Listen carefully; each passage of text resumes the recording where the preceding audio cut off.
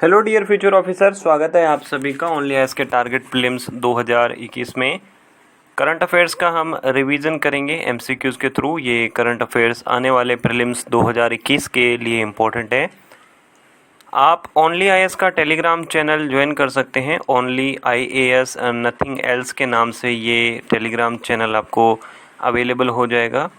यहाँ पे यूपीएससी और स्टेट पीसीएस से रिलेटेड रिक्विजिट मटेरियल, गाइडेंस वगैरह काफ़ी सारी चीज़ें अवेलेबल हो जाएंगी। तो आज हमारा पहला सवाल शुरू करते हैं। पहले सवाल में दिया हुआ है prime minister's employment guarantee programme PMEGP से रिलेटेड अपने को 3 स्टेटमेंट दिए हैं। पहले में बात की गई है कि एक सेंट्रल सेक्टर स्कीम है जो कि MSME मिनिस्ट्री के द्वारा चालू है। दूसरे में बोला है कि इसमें सिर्फ लोन ऐसे प्रोजेक्ट्स को दिया जा सकता है जो कि न्यू है। ठीक है, अगर आप कोई नया प्रोजेक्ट एस्टेब्लिश कर रहे हैं तभी इसमें लोन दिया जा सकता है। और एप्लीकेंट यानी कि आवेदक की मिनिमम एज जो है वो 18 साल होनी चाहिए। तीसरे में बात की गई है कि अगर मैन्युफैक्चरिंग कोई सेक्टर में कोई इंडस्ट्री लगा रहे हैं तो वहाँ पे इन्वेस्टमेंट 50 लाख का होना चाहिए और सर्विस सेक्टर के लिए मिनिमम जो लिमिट रखी गई है वो 25 लाख रखी गई है। ठीक है, ये लिमिट का मतलब ये है कि मान लीजिए कि आप कोई मैन्युफैक्चरिंग सेक्टर में आप कुछ खोलना चाहते हैं और आपका मिनिमम जो इन्वेस्टमेंट का प्लान है वो 50 लाख का है, सर्विस सेक्टर में आपका 25 लाख का है, इस तरीके से। अगर PMEGP की बात करें तो पहला स्टेटमेंट बिल्कुल सही है। ये सेंट्रल सेक्टर स्कीम है जो कि MSME के द्वारा संचालित है। देखिए, सेंट्रल सेक्टर स्कीम ऐसी स्कीम्स होती है जहाँ पे ओवरऑल जो फंडिंग है, टोटल फंडिंग सेंट्रल गवर्नमेंट के द्वारा दी जाती है। और अगर स्पॉन्सर्ड स्कीम की बातें करें तो स्पॉन्सर्ड स्कीम ऐसी स्कीम होती है जहाँ पे एक हिस्सा सेंट्रल गवर्नमेंट देती है और बाकी दूसरा जो है वो राज्य की सरकारें देती हैं। दूसरे अगर स्टेटमेंट में देखें तो यहाँ पे बात बिल्कुल सही है, सिर्फ नए प्रोजेक्ट्स को ही लोन मिलेगा और एप्लीकेंट की मिनिमम एज 18 साल होनी चाहिए। तीसरा स्टेटमेंट गलत है। अगर मैन्युफैक्चरिंग सेक्टर में हमें कुछ करना है तो वहाँ पे मिनिमम जो इन्वेस्टमेंट है वो 25 लाख का है और सर्विस सेक्टर के लिए 10 लाख का है। तो ऑप्शन नंबर ए हमारा यहाँ पे सही हो गया।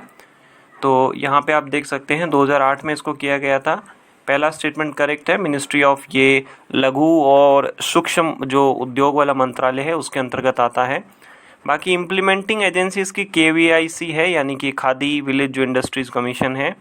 और दूसरा स्टेटमेंट भी हमारा करेक्ट है, यहाँ पे सिर्फ नए प्रोजेक्ट्स को दिया जाएगा। तीसरा गलत है क्योंकि जो इसमें फंडिंग की जो है वो है 25 लाख और 10 लाख की लिमिट सेट की गई है। हिंदी में आप इसे यहाँ पे देख पाएंगे। क्वेश्चन नंबर 2 दिया हुआ है credit guarantee fund scheme for the micro and small enterprises के बारे में बात की गई है। देखो, क्या होता है कि जो बैंक वगैरह होते हैं वो कई बार ऐसा होता है कि वो हेजिटेट करते हैं कि हम छोटे MSME सेक्टर को लोन वगैरह नहीं देंगे। हो सकता है कि इनका बिज़नेस ना चले या डूब जाए। बड़े बड़े बिज़नेस जो हैं वो बिरला को लोन दे देंगे, टाटा को लोन दे देंगे या इस तरीके जोमेटो को वो लोन दे देंगे, बट कोई छोटा कोई कारोबारी है उसको शायद वो लोन नहीं देना उतना पसंद करते हैं।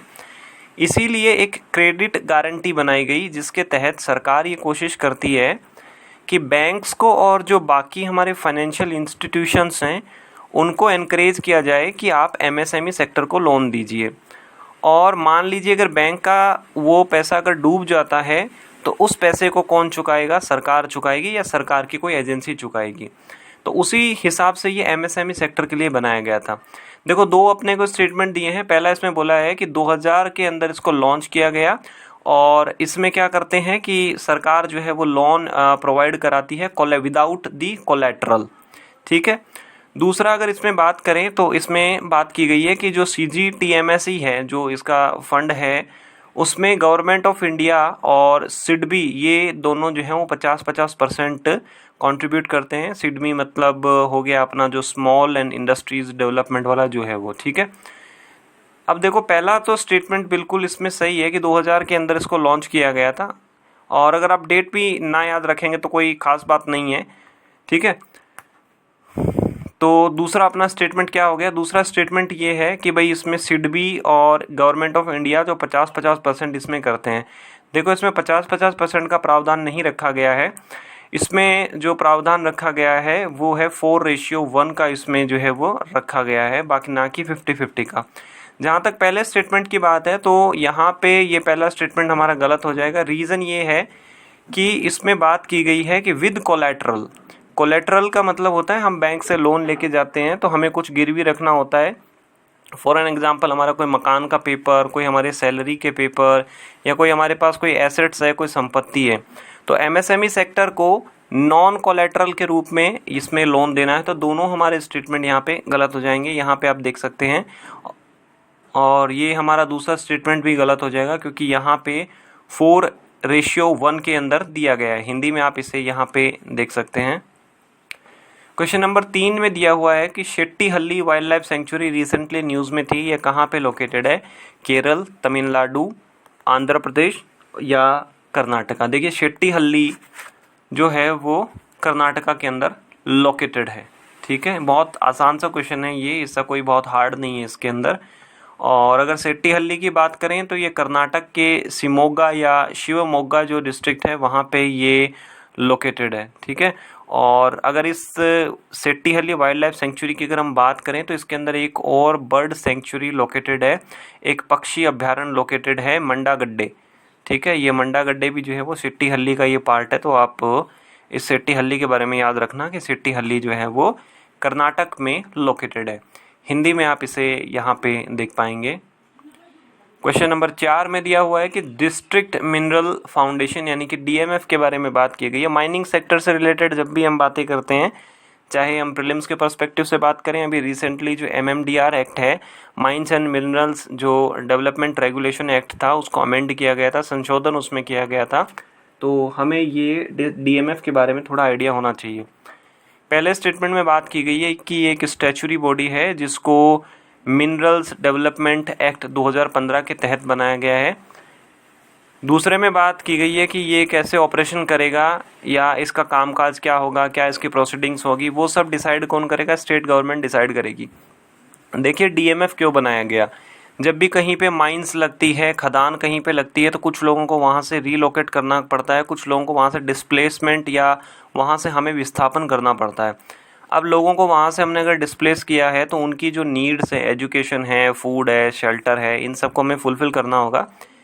इसके लिए जो माइनिंग कंपनीज़ होती है उनके ऊपर एक रॉयल्टी फिक्स की जाती है कि आप ये पर्टिकुलर अमाउंट या इतना पैसा जो आप जो है वो इस डीएमएफ के अंदर जमा कराइए। तो डीएमएफ एक तरीके से बोले तो ये फ़ंड है, वो फंड में पैसा कलेक्ट होता जाएगा और बाद में क्या होगा कि उन जो लोग डिस्प्लेस हो चुके हैं, विस्थापित जो लोग हैं, उन लोगों के लिए वो खर्चा किया जाएगा। ठीक है, तो पहला हमारा जो गलत हो गया, कोई स्टैचुरी बॉडी नहीं है।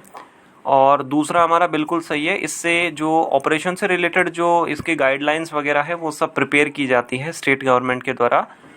ऑप्शन नंबर बी हमारा करेक्ट हो गया। पहला आप यहाँ पे देख सकते हैं, ये एक नॉन प्रॉफिट बॉडी है, और दूसरा बिल्कुल करेक्ट है यहाँ पे। हिंदी में आप इसे यहाँ पे देख पाएंगे। क्वेश्चन नंबर 5 में दिया हुआ है कि comprehensive convention on the international terrorism.